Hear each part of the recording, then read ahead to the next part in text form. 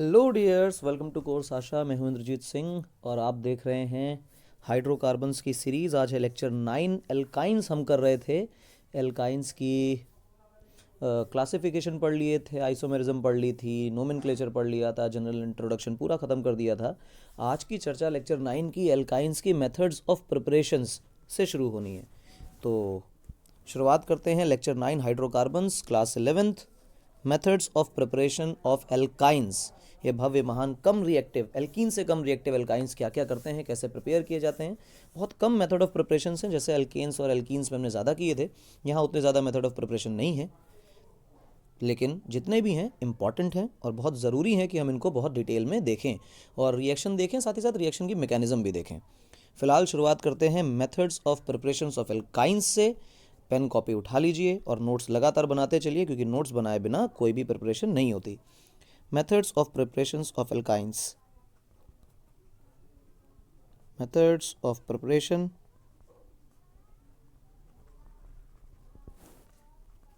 Of alkynes क्या है भाई इसमें? सबसे पहला, सबसे बेसिक, सबसे बढ़िया, अच्छा, महान, बहुत फेमस पूछा जाने वाला, जो सबसे कॉमन है, हम 10th में भी कर चुके हैं ये काम। ये रिएक्शन 10th में भी पढ़ाई जाती है और हमने अपनी क्लास में 10th में किया भी हुआ है। बाय द एक्शन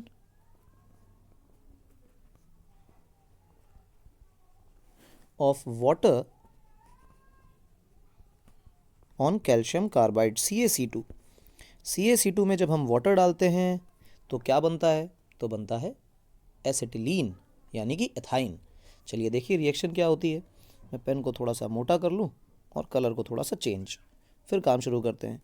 हमारे पास CaC2 कैल्शियम कार्बाइड है, इसमें हमने वाटर मिलाया और कुछ भी नहीं करना है, हाईली एक्सोथर्मिक रिएक्शन है। और ये बन जाएगा C ट्रिपल बॉन्ड CHH और यहाँ से कैल्शियम हाइड्रोक्साइड बाहर निकल आएगा। ये सिंपल रिएक्शन है। ये हमारी एसिटिलीन है, जिसको हम IUPAC में एथाइन नाम देते हैं। ठीक, सिंपल, अच्छा, प्यारा, सुंदर, कुछ खास तो नहीं है। अब ये बात आती है कि कैल्शियम कार्बाइड देखने सुनने में ठीक ठाक ही लगता है, लेकिन मिलेगा कहाँ से? तो मिलेगा कहाँ से समझो। लाइमस्टोन आप सुनते हैं, जानते हैं लाइमस्टोन क्या होता है? लाइमस्टोन होता है CaCO3, calcium carbonate. Calcium carbonate को जब हम लगभग 2275 केल्विन तक अप्रॉक्सीमेटली, ये कोई एग्जैक्ट डेटा नहीं है, ये है, और इसको कोक के साथ, है ना, इलेक्ट्रिकल फर्नेस में जब इसको बर्न करते हैं, कोक बहुत इंपॉर्टेंट है, तभी तो कार्बन अटैच होगा कैल्शियम में, ऐसा करते हैं तो कैल्शियम ऑक्साइड और कार्बन डाइऑक्साइड निकलता है। ठीक, अभी जो कैल्शियम ऑक्साइड बन के आया, इस कैल्शियम ऑक्साइड को, ये जो आपका कार्बन है ना, जो आपने कोक लिया है, इसको दोबारा से यही टेम्परेचर यहाँ फिर से फिट करिए, तो बन जाएगा बेटा आपका कैल्शियम कार्बाइड और यहाँ से निकलेगी कार्बन मोनोऑक्साइड। ये आपका कैल्शियम कार्बाइड बनाने का प्रोसेस है। तो आप कैल्शियम कार्बोनेट यानी कि लाइमस्टोन को कोक के साथ गर्म करें तो कैल्शियम ऑक्साइड बनेगा, जिसको हम क्विक लाइम बोलते हैं, और क्विक लाइम को कोक के साथ फिर से उतना ही टेम्परेचर दीजिए। ये सब साइमल्टेनियस रिएक्शन से अलग अलग करके नहीं की जा रही हैं, 2 स्टेप में रिएक्शन दिखाई जा रही है। ये करने पर कैल्शियम कार्बाइड बनता है। जो कैल्शियम कार्बाइड बन के आए, उसको आप वाटर में मिलाइए तो फिर क्या बन जाएगा? एसिटिलीन। ये लैब प्रोसेस है, लैब में इस तरह बनाया जा सकता है। वैसे तो electrical furnace is not a lab process, है ना, इतनी बड़ी फर्नेस लैब में बनाना मुश्किल है, पर केमिस्ट्री की लैब्स में और स्कूल लैब्स में नहीं, इस तरह से बनाया जाता है। इंडस्ट्रियल प्रोसेस भी हो सकता है ये, क्योंकि बहुत लार्ज स्केल में लाइमस्टोन का इस्तेमाल किया जा सकता है। प्रोसीजर क्या है? सबसे पहली बात तो प्रोसीजर वगैरह देखें, सबसे आसान बात समझें कि कैल्शियम कार्बाइड के जो लम्स हैं वो एक सैंड की लेयर पर इकट्ठे कर दिए जाते हैं। मैं आपको एक डायग्राम भी दिखाता हूँ। ये बुक में से डायग्राम की फ़ोटो लेकर के आपको दिखाया जा रहा है। ये सैंड की लेयर है, देखें, इसके ऊपर कैल्शियम कार्बाइड के लम्स डाले गए हैं। ठीक, कोनिकल टाइप का फ्लास्क दिखाई दे रहा है ये। इस जो कोन की तरह शेप है ना इसका, तो इसको हम लोग कोनिकल फ्लास्क बोला करते हैं। अच्छा, प्रैक्टिकल में कई बार ऐसे अपरेटस के नाम तक पूछ लेते हैं, तो ये भी ध्यान रखें। ऊपर से ये एक फनल है, जहाँ से हम लोग drop by drop water droplet गिरा रहे हैं। क्योंकि हाईली एक्सोथर्मिक रिएक्शन है, इसलिए इसमें ड्रॉप बाय ड्रॉप वाटर ही गिराया जाता है। जितना ज़्यादा एड्सॉर्प्शन होता चला जाएगा, उतना ज़्यादा रेट ऑफ रिएक्शन बढ़ता चला जाएगा। ठीक, फ्लास्क में एयर प्रेजेंट है, सब कुछ प्रेजेंट है, ऑयल गैस प्रेजेंट है, तो एसिटिलीन जो है वो एयर के साथ मिक्स होकर एक्सप्लोजिव मिक्सचर बनाती है। ध्यान रखें, इसलिए ऊपर से हम लोगों ने इसको बंद करके रखा हुआ है कि एयर के साथ एक्सप्लोजिव मिक्सचर बनाएगी, इसलिए कहीं से भी एयर को अंदर जाने से रोका जा सके। एसिटिलीन एयर के साथ एक्सप्लोजिव मिक्सचर बनाती है, ये इंपॉर्टेंट प्रॉपर्टी है एसिटिलीन की। अब जो कुछ भी बना वो यहाँ से जाएगा। अब यहाँ देखो CuSO4 का चैम्बर ले रखा है और ब्लीचिंग पाउडर का सस्पेंशन ले रखा है। समझे इस बात को कि जब आप कैल्शियम कार्बोनेट लेते हैं तो लेते तो लाइमस्टोन से हैं, तो सिर्फ कैल्शियम कार्बोनेट प्योर आपको कंपाउंड नहीं मिलता। उसके अंदर कई सारी गंदगियाँ होती हैं, जैसे कैल्शियम सल्फाइड की गंदगी होती है। गंदगी क्या है? वो बेसिकली दूसरा कंपाउंड है, और कोई भी कंपाउंड अगर अनवांटेड है तो वो हमारे लिए इम्प्योरिटी है। और ऐसे ही कैल्शियम फॉस्फाइड की भी इम्प्योरिटी कैल्शियम कार्बाइड के साथ होती है। तो कैल्शियम सल्फाइड और कैल्शियम फॉस्फाइड की इम्प्योरिटी से हमारे पास हाइड्रोजन सल्फाइड और फॉस्फीन गैस बनती है जब रिएक्शन होती है तब। कैल्शियम सल्फाइड से हाइड्रोजन सल्फाइड बनता है और कैल्शियम फॉस्फाइड से फॉस्फीन गैस बन जाती है। अब ये दोनों गैसेस हमारे लिए अनवांटेड है क्योंकि हमें चाहिए एसिटिलीन। तो हाइड्रोजन सल्फाइड जो है वो CuSO4 के एसिडिफाइड सॉल्यूशन में आसानी से डिसॉल्व हो जाती है। तो जो हम एसिटिलीन बना रहे हैं उसको हम पास कराते हैं कॉपर सल्फाइड के एसिडिफाइड सॉल्यूशन से, तो H2S की तो गंदगी निकल गई भाई, इम्प्योरिटी दूर हो गई। इसके बाद फॉस्फीन गैस जो है वो ब्लीचिंग पाउडर में CCl4 में आसानी से डिसॉल्व हो जाती है, वाटर वगैरह में नहीं होती। तो इसके बाद इसी गैस के चैम्बर को हम लोग कहाँ निकालेंगे? ब्लीचिंग पाउडर सस्पेंशन से, तो फॉस्फीन गैस उसमें डिसॉल्व हो जाएगी। तो जो भी गैस बची वो एसिटिलीन है, और दोनों में एसिटिलीन डिसॉल्व नहीं होती। हम वाटर के through downward displacement of water से एसिटिलीन को कलेक्ट कर लेते हैं। और सबको पता है कि एसिटिलीन भी वाटर में आसानी से सोल्यूबल नहीं है। ठीक, तो if acetylene is not soluble in water तो बात ही खत्म। समझे? तो एसिटिलीन, ऐसे प्योर एसिटिलीन हम लोग कलेक्ट कर लेते हैं वाटर के ऊपर, और इसमें कोई चमत्कार नहीं है, आसान बिल्कुल रिएक्शन है। तो सबसे पहली चीज़ क्या थी, हमें इसमें रिएक्शन में देखना था कि कैसे बना कैल्शियम कार्बाइड, H2O मिलाया, और H2O कैल्शियम कार्बाइड कहाँ से मिला? कैल्शियम कार्बोनेट को कोक के साथ गर्म करने से। टेम्परेचर थोड़ा बहुत नहीं है, इलेक्ट्रिकल फर्नेसेस होती हैं, बड़ी बड़ी होती हैं, उनमें गर्म करने से CaO। वैसे तो अगर इलेक्ट्रिकल फर्नेस को देखो ना, तो यूट्यूब वगैरह पे वीडियो देखोगे तो छोटी छोटी फर्नेसेस भी मिलती हैं, इसमें मेटल को मेल्ट किया जाता है, देखोगे वीडियो मिल जाएंगे। और उसमें कोक के साथ इसको गर्म करने पर कैल्शियम कार्बाइड मिलता है, जिसमें कई सारी इंप्योरिटीज़ हैं, और वो सारी इंप्योरिटीज़ जो हैं उनको दूर करने का एक बढ़िया तरीका है कि हाइड्रोजन सल्फाइड को एसिडिफाइड कॉपर सल्फेट सॉल्यूशन और phosphine gas bleaching powder suspension से निकाल दी जाती है। बड़ा ही अच्छा है, सिंपल है, कुछ खास नहीं है। और ये सेक्शन जो है पहला मेथड ऑफ प्रिपरेशन ख़त्म होता है। इसमें मेथड ऑफ प्रिपरेशन, प्रोसीजर और प्योरीफिकेशन, तीनों बातें मैंने बताई हैं। इसमें तीनों बातें आपको याद रखनी है, क्योंकि अगर एसिटिलीन से सवाल आएगा तो यहाँ से ज़रूर बनता है। ठीक है, दूसरा मेथड ऑफ प्रिपरेशन को आप गौर से देखें। दूसरा मेथड ऑफ प्रिपरेशन है by dehydrohalogenation. By dehydrohalogenation of dihaloalkanes. Dihaloalkanes ये क्या होते हैं? बाई डाईहेलो तो समझ आया, दो हेलोजन होंगे। एल्केन्स मतलब एल्केन, ठीक है, एक ऐसा एल्केन जिसके दो कार्बन पे दो हेलोजन लगे हुए हैं। और डीहाइड्रोहेलोजिनेशन क्या है? ये हम पहले भी कर चुके हैं। डीहाइड्रोजिनेशन का मतलब हाइड्रोजन निकालना, डीहेलोजिनेशन का मतलब हेलोजन निकालना, और डीहाइड्रोहेलोजिनेशन का मतलब हाइड्रोजन और हेलोजन दोनों का बाहर निकल जाना। देखो कैसे होगी रिएक्शन, मेरे हिसाब से तो आसान है, और अभी देखोगे तो तुम्हें भी आसान लगेगी। CH2 सिंगल बॉन्ड CH2, यहाँ पे लगा रखा है ब्रोमीन, यहाँ भी लगा रखा है ब्रोमीन, अगर हम लगाना चाहे आराम से लगा सकते हैं। इस रिएक्शन में KOH ले लीजिए, और जब भी कभी ऐसी रिएक्शन KOH की आए तो आप मान के चलें, लिखा हो चाहे ना लिखा हो, आपको एल्कोहलिक KOH लेना होता है। एल्कोहलिक KOH लें, थोड़ा बहुत गर्म करें, रिएक्शन को हीट देनी पड़ती है, और ऐसे में CH ट्रिपल बॉन्ड CH और KBr 2 मोल, क्योंकि आपको 2 ब्रोमीन निकालने हैं तो 2, और एक एक हाइड्रोजन यहाँ से निकलेगा, और जो OH यहाँ से टूट रहे हैं उनके साथ वो 2 मोल वाटर बना लेंगे। आप देखिए आपने एसिटिलीन या फिर एथाइन बना लिया, ठीक है ना।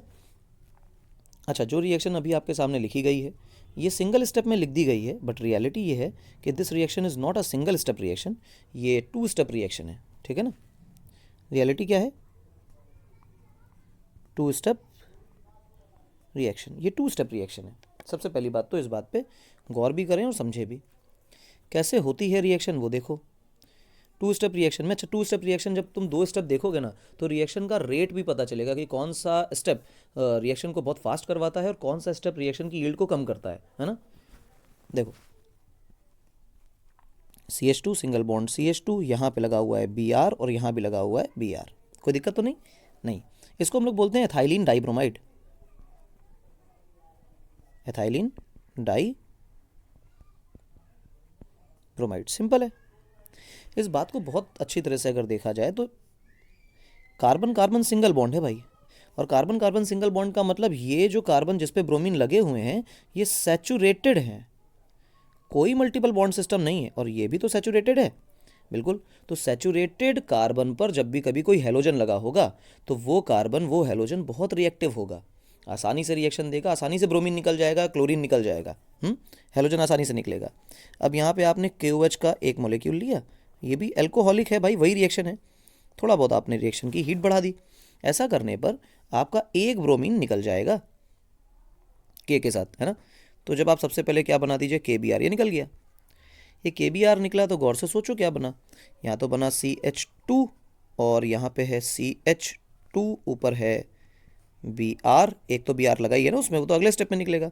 यहाँ बन गया डबल बॉन्ड, और डबल बॉन्ड बनते ही इस वाले कार्बन पे जो हाइड्रोजन है वो निकलेगी, और वो हाइड्रोजन इस OH के साथ H2O वाटर मॉलिक्यूल बनाएगी।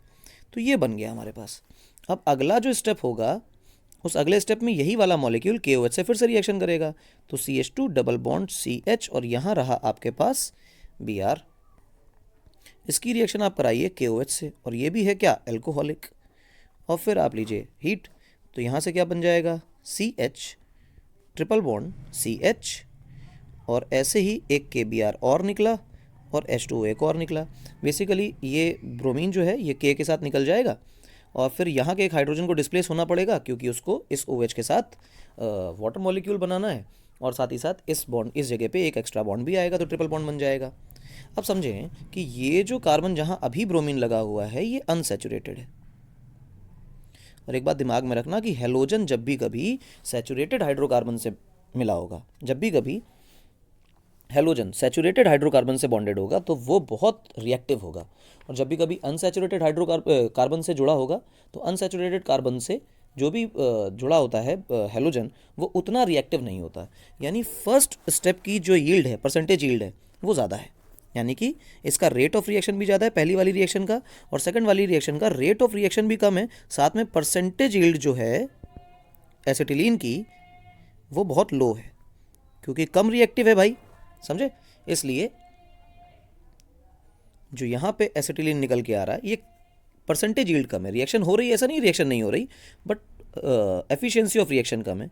इस कंपाउंड का स्पेशली नाम विनाइल ब्रोमाइड होता है, क्लियर है, जिस कार्बन पे डबल बॉन्ड उसी कार्बन पे हेलोजन, तो विनाइल ब्रोमाइड, ठीक है ना। तो परसेंटेज यील्ड कम है। अब परसेंटेज यील्ड कम है तो परसेंटेज यील्ड कैसे बढ़ाई जाए, तो परसेंटेज यील्ड बढ़ाने के बहुत सारे तरीके हैं। क्या, सबसे अच्छा तरीका क्या है कि KOH एक अच्छा बेस है, और बेस होने की वजह से ही वो ब्रोमीन को निकाल पा रहा था। अगर सेकंड स्टेप में ब्रोमीन की रिएक्टिविटी कम हो गई क्योंकि अनसैचुरेटेड कार्बन पे लगा हुआ है, तो KOH अगर वो काम नहीं कर पा रहा तो we need a much stronger base than alcoholic KOH। उसकी जगह पे क्या लेंगे, तो उसकी जगह पे सोडामाइड एक कंपाउंड होता है, मैं करके दिखाता हूँ आपको। कार्बन कार्बन, यहाँ पे मेरे पास ब्रोमीन है, यहाँ भी मेरे पास ब्रोमीन है, मैं और हाइड्रोजन ऐड करके आपको पूरा पूरा स्ट्रक्चर बना के दिखा रहा हूँ। ये देखिए, तो पहले स्टेप में तो आप KOH से काम कर लीजिए क्योंकि वहाँ तो ब्रोमीन बहुत रिएक्टिव है, और KOH एल्कोहलिक आप लेंगे तो आसानी से रिएक्शन होने वाली है।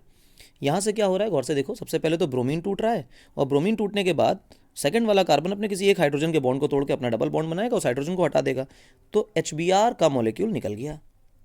अब निकला वो KOH से रिएक्ट करेगा और KOH से आपस में एक्सचेंज करके KBr और H2O बना लेगा। बेसिकली HBr का मॉलिक्यूल निकला था, ये HBr एसिड है, ऊपर KOH जो है वो बेस है, और दोनों न्यूट्रलाइजेशन रिएक्शन करके सॉल्ट एंड वाटर बनाएंगे।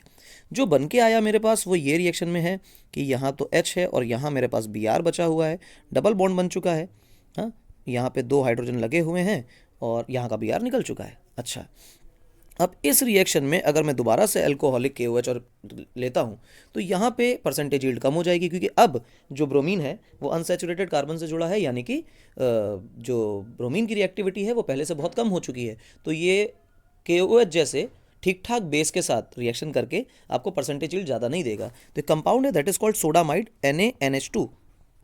इसको सोडामाइड बोला जाता है। सोडामाइड को हम लोग अमोनिया में घोल कर रखें, डिजोल्व करके रखें। और अमोनिया कैसी होनी चाहिए भैया? अमोनिया तो लिक्विड होनी चाहिए, लिक्विड अमोनिया। ठीक, तो NaNH2 यानी सोडामाइड को लिक्विड अमोनिया में डिजोल्व करके रखें। ये बहुत स्ट्रांग बेस है, KOH की अपेक्षा बहुत ज़्यादा ताकत है इसके अंदर। जब आप ये करते हैं तो रिएक्शन फिर से वही होने वाली है, कुछ अलग नहीं है। C ट्रिपल बॉन्ड C, फिर यहाँ भी H और यहाँ भी H। तो आपने बना क्या लिया? बनाया तो एसिटिलीन ही, लेकिन अब इस स्टेप की जो परसेंटेज यील्ड है वो बहुत हाई हो गई, परसेंटेज यील्ड हाई हो गई। ठीक है, अब दिमाग में इस बात को बहुत अच्छी तरह रखें, ये 2 स्टेप रिएक्शन है। पहले स्टेप में तो KOH से काम चलता है, सेकंड स्टेप में KOH परसेंटेज यील्ड ज़्यादा नहीं देता, ऐसा नहीं कि रिएक्शन नहीं हो रही, इसलिए हम सोडामाइड का इस्तेमाल कर लेते हैं। अब कई बच्चों के दिमाग में आएगा कि यार सोडामाइड जब यही काम कर रहा है तो फिर हमने सोडामाइड की रिएक्शन पहले ही क्यों नहीं कर ली, KOH का इस्तेमाल क्यों करें, दो रिएजेंट क्यों लेने पड़े? तो आप देखें, Br CH2 single bond CH2 Br, आपके पास ये डाइब्रोमोएथेन 1,2 डाइब्रोमोएथेन है आपके पास। आप इसमें पहले से ही NaNH2 सोडामाइड ले लीजिए और लिक्विड अमोनिया के अंदर आपने इसको घोल के रखना है।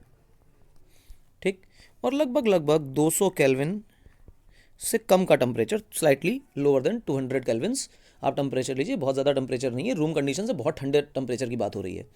इसमें भी अगर आप रिएक्शन कराएंगे तो आसानी से ये सिंगल स्टेप रिएक्शन देता है। मतलब यहाँ पे सिंगल स्टेप रिएक्शन है, बिल्कुल NaBr निकल जाएगा और साथ में अमोनिया निकलेगी। सोडामाइड टूट रहा है, लिक्विड अमोनिया नहीं निकल रही है, इस सोडामाइड में ही NH2 में एक H जोड़ करके NH3 निकल रही है, और जो ब्रोमीन वाला मॉलिक्यूल है ये सोडियम के साथ सोडियम ब्रोमाइड यानी सॉल्ट दे रहा है। तो आप देखें कि जो 2 स्टेप रिएक्शन थी वो 1 स्टेप रिएक्शन हो गई, और इस रिएक्शन का परसेंटेज यील्ड हाई है। यानी KOH के साथ रिएक्शन कराना इज़ नॉट दैट एफिशिएंट, क्योंकि उसमें परसेंटेज यील्ड कम है और आपको दो बार रिएजेंट लेने से भी बचना पड़ रहा है। तो 2 step reaction becomes 1 step reaction.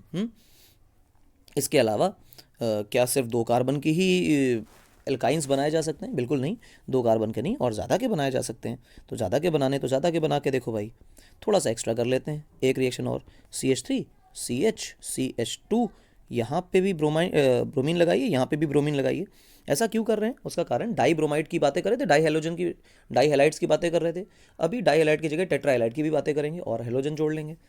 अब NaNH2 का ही काम हमारे पास ज़्यादा बचा हुआ है, क्योंकि यही आपको परसेंटेज यील्ड ज़्यादा देगा और बार बार आपको परेशान नहीं होना पड़ेगा, एक स्टेप में ही काम हो रहा है। लिक्विड अमोनिया आपके पास है, 200 केल्विन से कम का टेम्परेचर है। और ये दोनों ब्रोमीन जो हैं वो निकल करके सोडियम के साथ चले जाएंगे, तो आपके पास ये कोने वाले CH3 के साथ तो कुछ भी नहीं होगा, और इन दोनों कार्बन के बीच में ट्रिपल बॉन्ड बन जाएगा। ये आपके पास प्रोपाइन बन गया, प्लस NaBr, यानी कि NaBr तो 2 मोल बन जाएंगे, और ऐसे ही आपके पास अमोनिया गैस भी निकल जाएगी और अमोनिया गैस भी 2 मोल निकलेगी। ये आपके पास जो बन के आया इसको हम प्रोपाइन नाम देंगे, प्रोपीन नहीं सॉरी प्रोपाइन नाम देंगे, है ना, क्योंकि ट्रिपल बॉन्ड वाला सिस्टम है। तो इस तरह से रिएक्शन हो सकती है, कोई चमत्कार नहीं है, बड़ा सिंपल है और मेरे हिसाब से बहुत ज़्यादा टफ भी नहीं है ना। आगे देखें आप, इसमें कई बच्चे कहते हैं कि सर ये डाई हेलोजन लेना जरूरी, डाई हैलाइड्स लेना ज़रूरी है क्या? एक ही जगह पर एक ही कार्बन पर हेलोजन होता तो क्या परेशानी हो जाती? कोई परेशानी नहीं होती, दोनों तरह से रिएक्शन कर सकते हैं और रिएक्शन होती है। जैसे CH3 और यहाँ पे लगाया CH2Br, नहीं डाई हेलोजन करके देखें ना, 2 अलग अलग कार्बन पे ना करें, एक ही कार्बन पे। जैसे अभी हम लोगों ने विनाइल पढ़ा हुआ था, अब हम लोग जेमिनल डाई हैलाइड्स की बात कर लेते हैं पहले, उसके बाद सिंगल हेलोजन की बात करेंगे। जेमिनल क्या होते हैं? एक ही कार्बन पर 2 हेलोजन लगे हों तो हम लोग जेमिनल हैलाइड्स बोलते हैं, डाई हैलाइड्स बोलते हैं। ये एक ही कार्बन पे दिखाई दे रहे हैं आपको दोनों हेलोजन, और इसमें भी अगर आप वो KOH लें और वो भी एल्कोहलिक लें और फिर थोड़ा बहुत हीट दें तो आपको दिखाई देगा कि HBr का मॉलिक्यूल निकलेगा, जो कि KOH से रिएक्शन करके सॉल्ट एंड वाटर देगा उसके बाद जो हमारे पास बचेगा वो CH2, यहाँ डबल बॉन्ड CH, और फिर एक हेलोजन निकला है तो एक Br। 2 स्टेप रिएक्शन, ध्यान रखें जब भी आप कभी KOH से रिएक्शन करा रहे हैं तो KOH की रिएक्शन इस 2 स्टेप रिएक्शन, वो लिख लिया। इसके बाद आप बचने के लिए क्या करेंगे, सोडामाइड का इस्तेमाल करेंगे, लिक्विड अमोनिया, और यहाँ हीट करने की ज़रूरत नहीं, इवन टेम्परेचर बहुत कम करना है। CH ट्रिपल बॉन्ड CH, आपको एसिटिलीन मिल जाएगी। बाकी जो साइड प्रोडक्ट्स हैं मैं उनको लिख नहीं रहा हूँ। इससे बचने के लिए आप एक और काम कर सकते हैं कि आप लिखिए CH3, यहाँ पे CH, ऊपर भी Br, नीचे भी Br। ठीक, ये जेम डाई हैलाइड्स हैं, geminal dihalides, geminal dihalides. इसकी रिएक्शन आप सोडामाइड से डायरेक्टली कराएं, NaNH2 सॉरी, और लिक्विड अमोनिया, रिएक्शन का टेम्परेचर फिर से 200 केल्विन से कम, और यहाँ पे डायरेक्टली आपके पास CH ट्रिपल बॉन्ड CH निकलेगा। बाकी प्रोडक्ट्स में नहीं लिखता, और लिखना भी हो अगर तो NaBr लिख सकते हो यार, 2 मोल, और 2 मोल यहाँ पे अमोनिया निकल जाएगी। तो ये रिएक्शन जो हो गई वो विनाइल ब्रोमाइड्स की हो गई, और जेमिनल डाई ब्रोमाइड्स की भी रिएक्शन हो गई। आप यहाँ पे क्लोरीन की भी रिएक्शन करा सकते हैं तो कोई बड़ी बात नहीं थी, तो उसमें भी नहीं घबराना है। थोड़ा सा पेन को मोटा कर लिया जाए। अब जो रिएक्शन है वो मतलब टेट्रा हैलाइड्स का डी हेलोजिनेशन है। टेट्रा हैलाइड्स का डी हेलोजिनेशन मतलब तीसरा प्रोसीजर है by dehalogenation of tetrahalides. ये क्या है टेट्रा हैलाइड? अरे 4 हेलोजन लगे हों, 4 हेलोजन, सोचो एक ही कंपाउंड में 4 हेलोजन हो सकते हैं। टफ नहीं है, आसान है। देखें रिएक्शन सिंपल है, अच्छी भी है। 2 कार्बन लीजिए, तो इधर भी 2 हेलोजन लगाइए, इधर भी 2 हेलोजन लगाइए, तो क्या बन गया ये टेट्रा हैलाइड, और जो भी वैलेंसीज बची उनको हाइड्रोजन से सेटिस्फाई कर दीजिए। अब बात यह है कि अगर इसमें हेलोजन यानी जो ब्रोमीन है हमारे, उनको हटाना है तो ब्रोमीन से रिएक्शन करने वाले कोई शानदार रिएजेंट चाहिए। तो मान लो आपने जिंक ले लिया और 2 मोल जिंक ले लिए, और एल्कोहलिक टाइप का जिंक डस्ट, इसको जिंक डस्ट बोलते हैं, जिंक डस्ट। अच्छा जिंक डस्ट क्यों? डस्ट का मतलब पाउडर्ड फॉर्म में लेना है ताकि सरफेस एरिया बहुत ज़्यादा हो जाए, जिससे कि यील्ड ऑफ रिएक्शन ज़्यादा हो जाए। और जब भी कभी जिंक डस्ट इस्तेमाल करेंगे तो हम लोग एल्कोहल का इस्तेमाल ढंग से करते हैं, एल्कोहलिक मटेरियल ही लेते हैं, ठीक है ना। और डीहेलोजिनेशन हो जाता है, मतलब जिंक के साथ सारे के सारे ब्रोमीन जो हैं वो टूट के जिंक के साथ चले जाएंगे, और जो बचेगा वो C triple bond C single bond H मतलब एथाइन बचा, और साथ में जिंक ब्रोमाइड Br2 2 मोल निकल गए। ये हमारा एथाइन है। तो मेरे हिसाब से तो बहुत ही सिंपल है। तो ये एक आसान लल्लू सी रिएक्शन है जिसको सीखना और करना कोई बड़ी बात नहीं थी, ठीक है ना। इसके बाद हेलो फॉर्म्स की चर्चा करते हैं। What are haloforms? आए देखें, चौथा by dehalogenation of haloforms, by dehalogenation of haloforms. ये हेलो फॉर्म क्या होते हैं? आओ देखो, हेलो फॉर्म भी दिखा देते हैं यार, ऐसी क्या बात है। हेलो फॉर्म जैसे आपने क्लोरोफॉर्म सुना है CHCl3, इसी तरह आयोडो फॉर्म होता है CHI3। तो ये जो CHX3 टाइप का मॉलिक्यूल है ये हेलो फॉर्म कहलाता है। हेलोजन की जगह आप कुछ भी ले सकते हैं, ठीक है।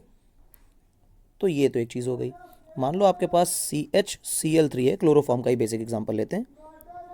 CHCl3 लिया और इसमें आपने Ag जोड़ा। Ag क्या है? सिल्वर। अच्छा 3 क्लोरीन को इसमें जोड़ना है तो आपको 6 सिल्वर के मॉलिक्यूल ये लेने पड़ेंगे, मोल्स लेने पड़ेंगे। इसको आप गर्म कर दीजिए। गर्म करते ही आप देखेंगे कि ये कोई कॉम्बिनेशन बनता हुआ दिख रहा है।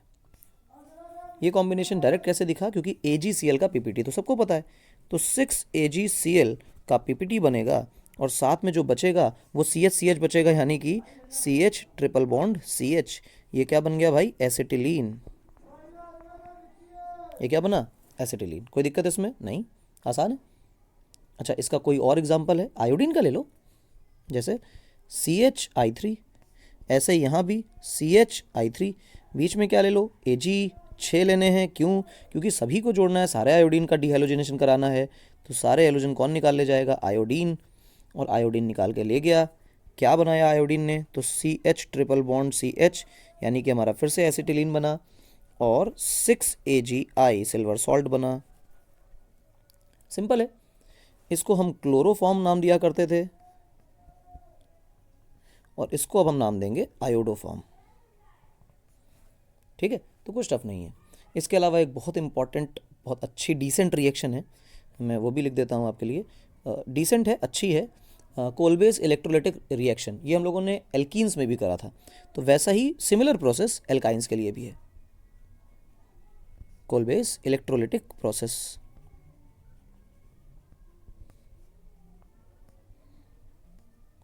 Kolbe's electrolytic process. Kolbe's electrolytic process क्या है, समझो कि सोडियम और पोटेशियम सॉल्ट लिए जाएं, मैलिक एसिड के या फ्यूमरिक एसिड के। बताता हूँ, सोडियम और potassium salt of malic acid और फ्यूमरिक एसिड। मैं अभी इनके स्ट्रक्चर्स भी बना के दिखा दूंगा।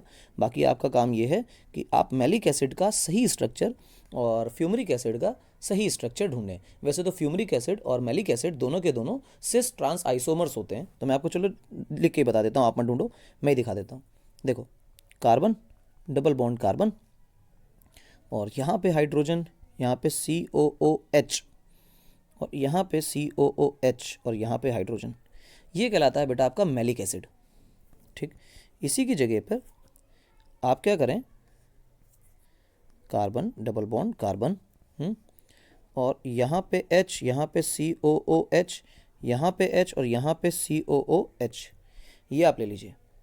तो देखें, ये कहलाएगा आपका मैलिक एसिड और ये कहलाएगा आपका फ्यूमरिक एसिड। तो दिखाई देता है कि सिस आइसोमर है और आपको ये दिखाई देता है कि ये ट्रांस आइसोमर है। तो ये पहला वाला मैलिक एसिड है, दूसरा वाला फ्यूमरिक एसिड है। नाम देखें क्या क्या रखते हैं। अच्छा, इनके सॉल्ट बनाने हैं, मैं पहले नाम लिख देता हूँ इनके।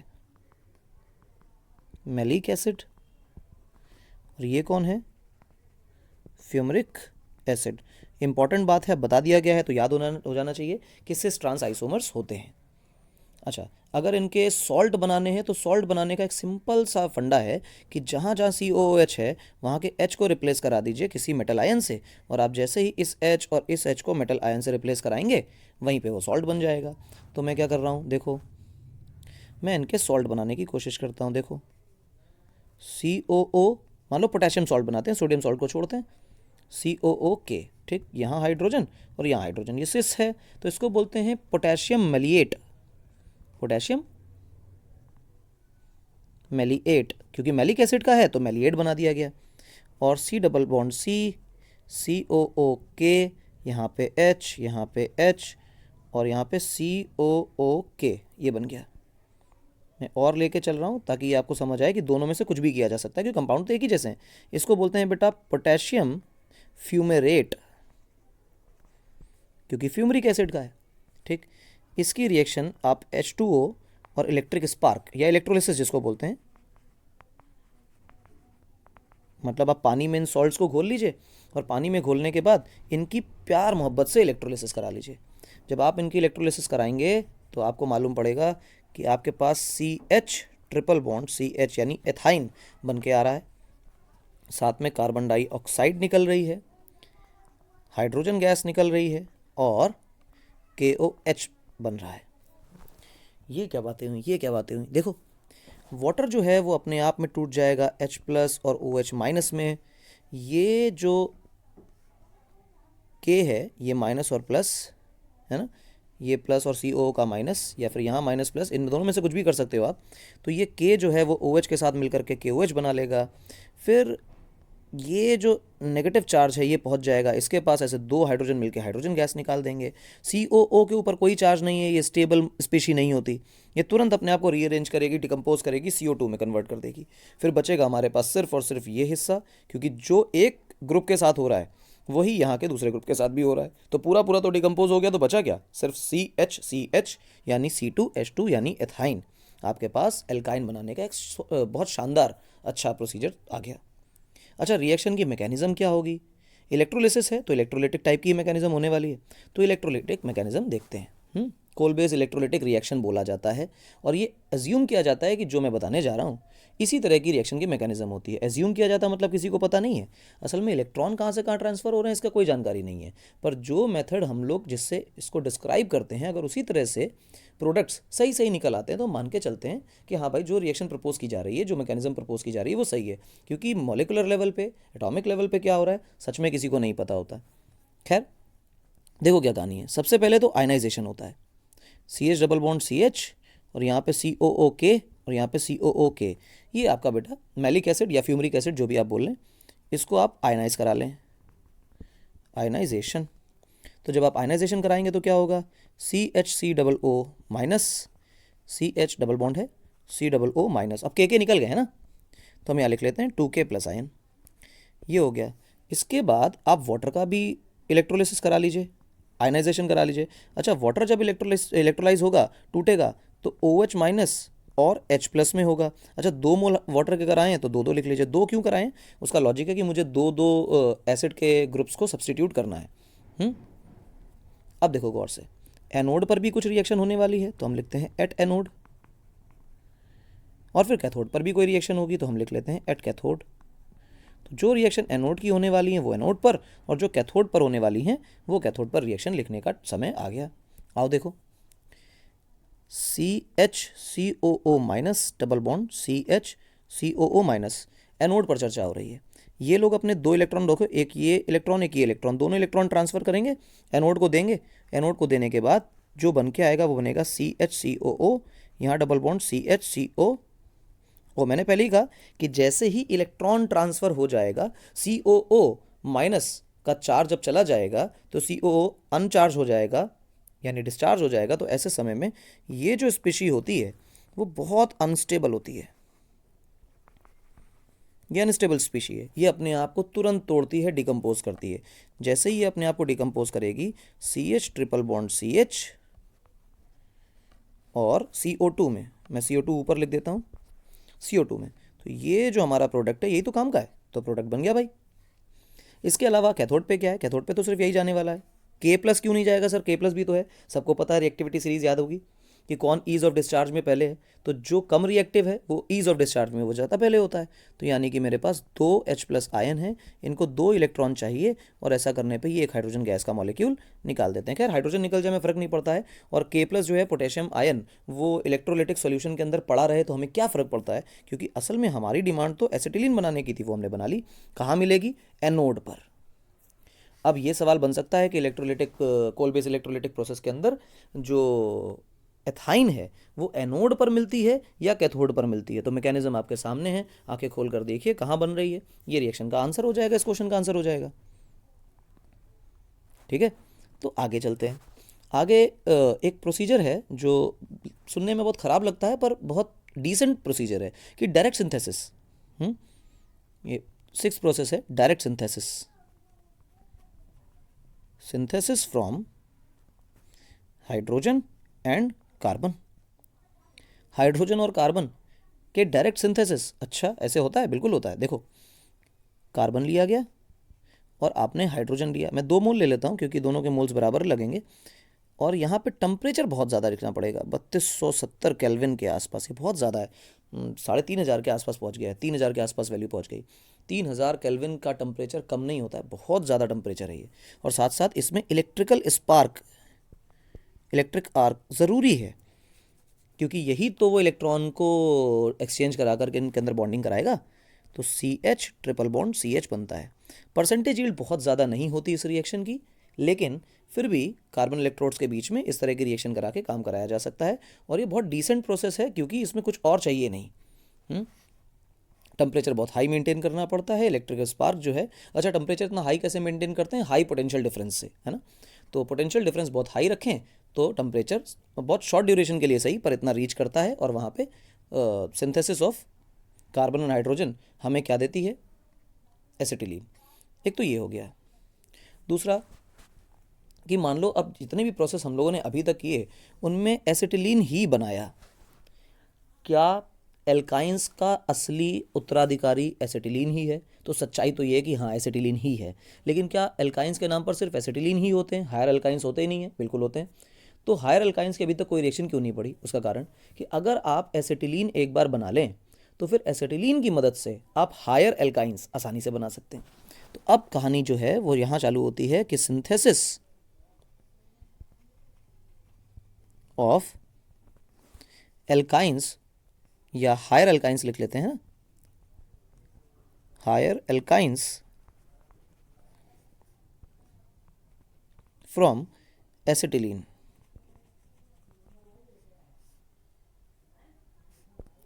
सिंपल है, अच्छा है, कुछ टफ नहीं है। रिएक्शन वही है, सोडामाइड वाली है। आप एक काम करो, हम लोगों ने सोडामाइड की प्रेजेंस में एथाइन बनाया था, एसिटिलीन बनाया था। अब सोडामाइड की ही मदद लेके एसिटिलीन से हायर अल्काइन बनाते हैं। देखो कैसे, CH ट्रिपल बॉन्ड CH, आप इसमें NaNH2 ले लीजिए और इसको लिक्विड अमोनिया में घोल लीजिए। रिएक्शन का टेम्परेचर वही <200 केल्विन्स आप इस्तेमाल करिए इसका। इसमें क्या होगा कि आप एक हाइड्रोजन यहाँ से हटाइए और इसमें NH2 में जोड़ दीजिए, अमोनिया बन के निकल जाएगी और सोडियम जुड़ जाएगा कार्बन के साथ। तो CH triple bond carbon minus और Na प्लस, और यहाँ से क्या बन गया बेटा आपका NH3, अमोनिया निकल गई। अमोनिया को निकल जाने दो, इसको बन जाने दो, जो बन के आया। अब सारा तमाशा सोडामाइड के सोडियम अटैच करने से होता है। अच्छा, सोडामाइड से सोडियम अटैच किया सर, हम डायरेक्ट सोडियम अटैच नहीं कर सकते थे? बिल्कुल कर सकते थे। सोडियम अगर डायरेक्ट रिएक्शन करानी होती और यहाँ पे इस कार्बन जैसे हमने C-Na+ बनाया, अगर हम सोडामाइड की रिएक्शन ना करके डायरेक्ट सोडियम का एडिशन कराते तो हमें टेम्परेचर लगभग 500 केल्विन के आसपास लेना पड़ता है, टेम्परेचर काफ़ी बढ़ाना पड़ता है और सोडियम ऐड हो जाता है, कोई परेशानी नहीं होती। और सोडामाइड से चाहें तो सोडियम ऐड करा ले, मतलब एक मेटल आयन को ऐड कराना है कार्बन के ऊपर, ऑर्गेनोमेटेलिक टाइप का मटेरियल बनना है। गौर से सोचो, इसको याद करो। Mg के केस में अगर ये ट्रिपल बॉन्ड ना होकर सारे सिंगल बॉन्ड होते तो इसको हम लोग फिर ग्रिग्नार्ड रिएजेंट बोलने लग जाते हैं ना। खैर आगे बढ़ते हैं। इस CH ट्रिपल बॉन्ड C-Na+ की रिएक्शन आप किसी भी एल्काइल हैलाइड से करा दीजिए, जैसे CH3Br, this is alkyl halide है ना। अब देखो क्या हो रहा है, ये जो माइनस है ना, ये पहुंचेगा कहाँ? इस मिथाइल ग्रुप के पास, और यहाँ बॉन्ड टूटेगा किसके साथ? ब्रोमीन अपना बॉन्ड तोड़ेगा। ब्रोमीन बॉन्ड तोड़ेगा, क्या बनाएगा? Br-, Na+ पहले से ही है तो दोस्ती हो जाएगी, आपस में दोस्ती हो जाएगी। अगर उन दोनों की दोस्ती होगी तो क्या CH3 और C की दोस्ती नहीं होगी? बिल्कुल होगी। CH ट्रिपल बॉन्ड C और इसके बाद लग जाएगा CH3 और NaBr बन के अलग। अरे वाह, तो मतलब ये जो एल्काइल हैलाइड है ये दो हिस्सों में टूट जाएगा, बिल्कुल टूट जाएगा, एक एल्काइल ग्रुप में और एक हेलोजन ग्रुप में। हेलोजन सोडियम मेटल के साथ, सोडियम आयन के साथ अपना कंपाउंड बनाएगा, सॉल्ट बना के निकल जाएगा, और जो यहाँ पे एल्काइल ग्रुप है वो अपने एसिटिलीन के साथ जुड़ जाएगा। तो 2 कार्बन का एल्काइन 3 कार्बन के एल्काइन में कन्वर्ट हो गया। अच्छा, तो एक काम करो, और भी रिएक्शन बताओ, और रिएक्शन देखो। CH ट्रिपल बॉन्ड C-Na, हम ये पहले से बना चुके हैं मान लो। अब आपकी चर्चा ये है कि CH3 CH2 और यहाँ पे आयोडीन ले लीजिए, फिर क्या होगा? फिर वही काम होगा। क्या? ये प्रोवाइड करेगा इसको, यहाँ बॉन्ड टूटेगा, इस पे कोने वाले पे ना भी इलेक्ट्रॉन ट्रांसफर करा देना। अच्छा, कोने वाले पे क्यों इलेक्ट्रॉन ट्रांसफर नहीं करेगा? आयोडीन इज इलेक्ट्रोनेगेटिव, कार्बन से ज़्यादा है, तो कार्बन क्लाउड को अपनी तरफ खींच लेगा। तो जो हेलोजन से जुड़ा हुआ कार्बन है दैट बिकम्स स्लाइटली इलेक्ट्रोपॉजिटिव, यानी कि पॉजिटिव करेक्टर आ जाएगा। तो इलेक्ट्रॉन की ज़रूरत किसको होगी? जो मर रहा है, जिसका इलेक्ट्रॉन छिन गया है। तो वो कार्बन का माइनस आयन जो है, जो लोन पेयर है, वो किसको मिलेगा? वो इसी कार्बन को मिलेगा, टर्मिनल कार्बन को तो नहीं मिलेगा। तो फिर बनने क्या वाला है? कलर चेंज दोबारा से लिखें, ये 2 कार्बन पे ये दोनों कार्बन ऐड हो जाएंगे, तो क्या बना? CH ट्रिपल बॉन्ड C थोड़ा ज़्यादा गोल बन गया, C, उसके बाद सिंगल बॉन्ड यहाँ पे CH2 CH3, मतलब मैंने यहाँ से जोड़ा है और ये टर्मिनल बनाया है, ध्यान रखना। और साथ में क्या बना? NaI, सोडियम आयोडाइड निकल जाएगा, मुझसे फ़र्क भी नहीं पड़ता, निकले यार, क्या फ़र्क पड़ता है। हायर अल्काइन बन गया। और देखो, और कुछ कर सकते हैं, हाँ, एक और रिएक्शन ले लो, उसके बाद इस सेगमेंट को ओवर करते हैं, क्योंकि इससे ज़्यादा इसको बोलने की ज़रूरत नहीं है। ये ऐसे और बड़ी कर लो चेन, ये फिर वही बात, कहीं ना कहीं से तो इलेक्ट्रॉन का ट्रांसफ़र कराना है, जिस पे हेलोजन जुड़ा है उसी पे ये ट्रांसफ़र कराने होंगे। इसके बाद क्या बनेगा? गौर से देखो, सबसे पहले तो सोडियम आयोडाइड निकाल दीजिए, निकल गया, प्लस लगाइए, CH triple bond C single bond CH2 CH2 CH3, ये बन गया भाई, आसान सरल प्यारा सुंदर भव्य मॉलिक्यूल। हायर एल्काइन का। तो समझे, एल्काइन में से आप एथाइन एक बार बना लीजिए, उसके बाद जो भी आपकी इच्छा होगी आप वो कुछ भी क्रिएट कर सकते हैं, कोई परेशानी इसमें नहीं। एक और प्रोसेस होता है पैराफिन हाइड्रोकार्बन, सुने होंगे आपने, पैराफिन हाइड्रोकार्बन। ये पैराफिन हाइड्रोकार्बन क्या होते हैं? अरे पैराफिन तो एल्केन्स होते थे क्योंकि कम रिएक्शन करते थे, तो एल्केन्स बेसिकली पैराफिन हाइड्रोकार्बन बोलने का मतलब है एल्केन्स। एल्केन्स का अगर हम पायरोलिसिस कराते हैं, ये पायरोलिसिस क्या होता है भैया? पायरोलिसिस का मतलब है ऑक्सीजन की एब्सेंस में गर्म करते चले जाना। जब आप ऐसा करते हैं, नेचुरल गैस के साथ करें, एलपीजी के साथ करें, नेफ्था के साथ करें, फ्यूल ऑयल के साथ करें, क्रूड ऑयल के साथ ये काम करें, तो जब पायरोलिसिस करते हैं तो हमारे पास एल्काइन बन के आता है, एल्काइंस बनते हैं। और एल्काइन बनते हैं, इसी को हम लोग बोलते हैं वुल्फ प्रोसेस। वुल्फ प्रोसेस, ध्यान रखें, डबल एफ है भाई, इसको वुल्फ ना समझ लेना, वुल्फ प्रोसेस, ठीक। अच्छा, दूसरा और भी कोई प्रोसेस होता है? हाँ होता है, एक बोलते हैं इसको सकासे प्रोसेस। सकासे प्रोसेस, सकासे प्रोसेस क्या समझें? सकासे प्रोसेस जो मैं बोल रहा हूँ इसका प्रोनाउंसिएशन सकासे प्रोसेस ही होता है। इसको बहुत तरह से पढ़ा जा सकता है पर गलत तरह से आप ना पढ़ें।